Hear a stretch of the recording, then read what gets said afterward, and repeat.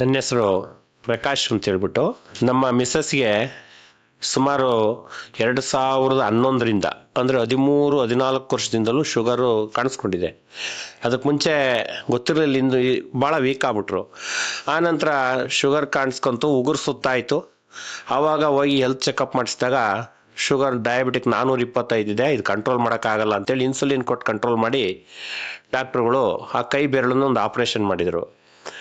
ಆನಂತರ ಆಪ್ರೇಷನ್ ಆದಮೇಲೆ ಮಾತ್ರೆಗಳು ನಾವು ಇಂಜೆಕ್ಷನ್ ಮನೇಲಿ ಮಾಡ್ಕೊಳಕ್ಕಾಗಲ್ಲ ಸರ್ ಅಂತ ಹೇಳಿದ್ಕೆ ಅವರು ಮಾತ್ರೆಗಳನ್ನ ಕೊಟ್ಟರು.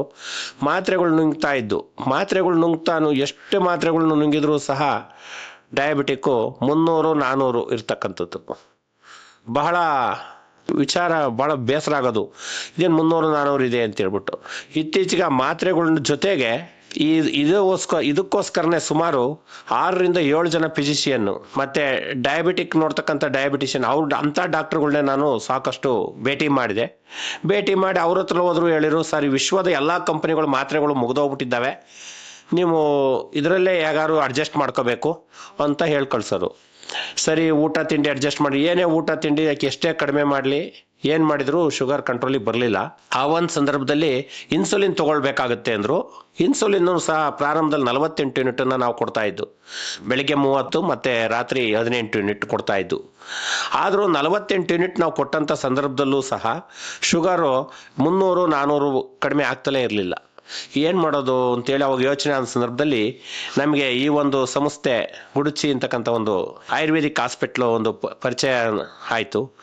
ಇಲ್ಲಿಗೆ ಬಂದು ನೋಡಿದಂಥ ಸಂದರ್ಭದಲ್ಲಿ ಇಲ್ಲಿಗೆ ಬಂದು ಅವರು ಇನ್ಸುಲಿನ್ನು ಮಾತ್ರೆಗಳೆಲ್ಲ ತಗೊಳ್ಳಿ, ತೊಂದರೆ ಇಲ್ಲ, ಆದರೆ ನಾವು ಹೇಳ್ತಕ್ಕಂಥದ್ದನ್ನು ಪಾಲನೆ ಮಾಡಬೇಕು. ಊಟ ತಿಂಡಿನಲ್ಲಿ ಮೆನು ಮತ್ತು ಏನು ಟ್ಯಾಬ್ಲೆಟ್ಸು ನಾವು ಕೊಡ್ತೀವೋ ಅವನ್ನು ತೊಗೋಬೇಕು ಅಂದರು.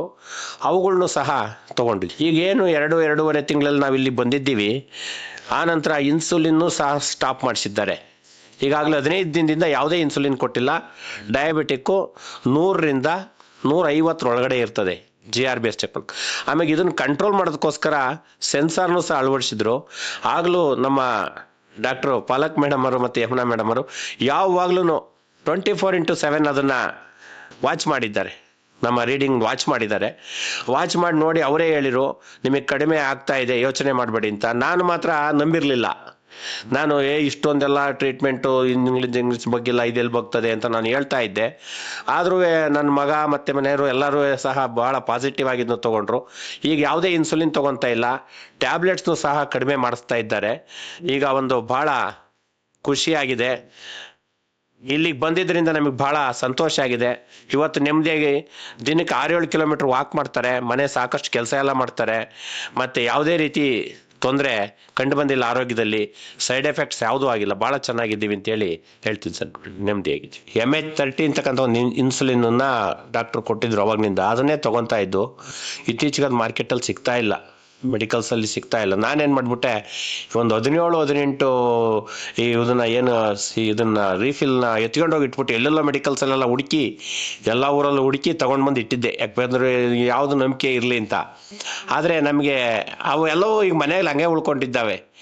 ಇನ್ಸುಲಿನ್ ತೊಗೋಬೇಕಾದ್ರೆ ಪ್ರಾರಂಭದಲ್ಲಿ ಭಾಳ ಹಿಂಸೆ ಪಡ್ತಾ ಇದ್ಲು. ಆ ವಯಲ್ ತೊಗೋಬೇಕು ಅಂತ ಹೇಳ್ಬಿಟ್ರು ಡಾಕ್ಟ್ರು, ಅದು ಕಷ್ಟ ಆಗ್ಬಿಡ್ತು. ಆವಾಗ ಪೆನ್ ಇನ್ಸುಲಿನ್ ಅದನ್ನು ಕೊಡಿಸಿದ್ದು ನಾವು. ಅದನ್ನು ಅವಳು ಮಾಡ್ಕೊಳ್ಳೋಳು, ಭಾಳ ಕಷ್ಟಪಡೋಳು ಇಂಜೆಕ್ಷನ್ ಮಾಡ್ಕೊಳ್ಳೋಕ್ಕೆ. ಆಮೇಲೆ ನಮಗೆ ಚುಚ್ಚು ನಮಗೆ ಆಗ್ತಿರ್ಲಿಲ್ಲ. ನಮಗೆ ಮಾಡಿ ನಮಗೆ ಹಿಂಸೆ ಆಗುತ್ತೆ ಅಂತ ನಾನು ನೋಡೋದೇ ಇಲ್ಲ, ಆ ಕಡೆ ತಿರ್ಗಲ್ಲ ಅಂತ ಹೋಗ್ಬಿಡ್ತಿದ್ದೆ. ಇವಾಗ ಆರಾಮಾಗಿದ್ದಾರೆ, ಏನು ತೊಂದರೆ ಇಲ್ಲ ಮೇಡಮ್. ಇನ್ಸುಲಿನ್ ಬಿಟ್ಟಿದ್ದೀವಿ ನಾವು. ಮೆಸೇಜನ್ನು ಬೇರೆ ಜನಗಳಿಗೆ ಏನು ಕೊಡೋದಕ್ಕೆ ಇಷ್ಟಪಡ್ತೀನಿ ಅಂದರೆ, ನಮಗೆ ಆರೋಗ್ಯ ಭಾಳ ಮುಖ್ಯ. ಆರೋಗ್ಯ ಅಂತಂದರೆ ನಾವು ಬೇಕಾದ್ದನ್ನು ತಿನ್ನೋದು, ಬೇಕಾದಷ್ಟು ಮಾತ್ರೆ ನುಂಗೋದು ಅಲ್ಲ ಜೀವನ.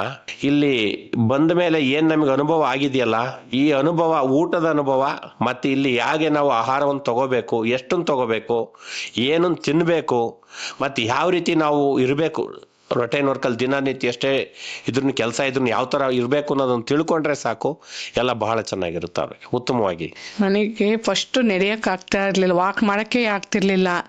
ಈಗ ತುಂಬ ಚೆನ್ನಾಗಿ ವಾಕ್ ಮಾಡ್ತಾ ಇದ್ದೀನಿ. ಚೆನ್ನಾಗಿ ಊಟದಲ್ಲೆಲ್ಲ ಚೆನ್ನಾಗಿದೆ, ಆರೋಗ್ಯನೂ ಚೆನ್ನಾಗಿದೆ. ಯಮುನಾ ಮತ್ತು ಪಾಲಕ್ ಮೇಡಮ್ ಅವರಿಗೆ ತುಂಬ ಥ್ಯಾಂಕ್ಸ್.